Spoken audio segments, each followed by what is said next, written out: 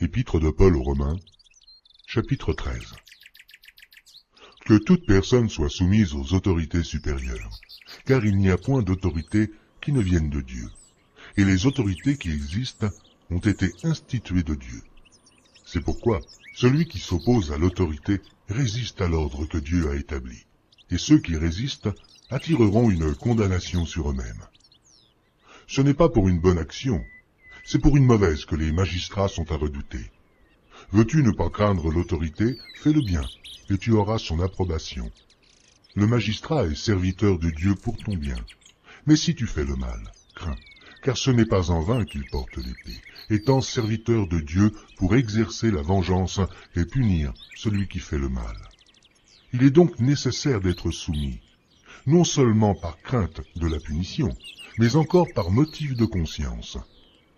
C'est aussi pour cela que vous payez les impôts, car les magistrats sont des ministres de Dieu, entièrement appliqués à cette fonction.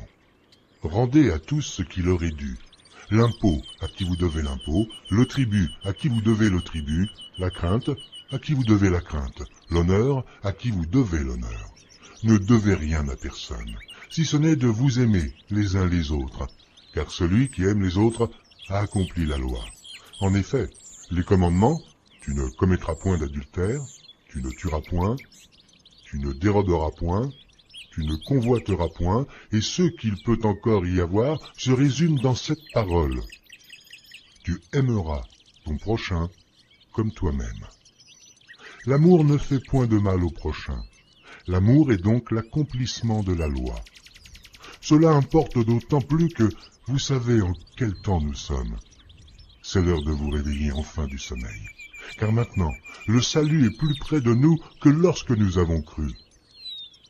La nuit est avancée, le jour approche. Dépouillons-nous donc des œuvres des ténèbres et revêtons les armes de la lumière. Marchons honnêtement, comme en plein jour, loin des excès et de l'ivrognerie, de la luxure et de l'impudicité, des querelles et des jalousies. Mais revêtez-vous du Seigneur Jésus-Christ, et n'ayez pas soin de la chair pour en satisfaire les convoitises.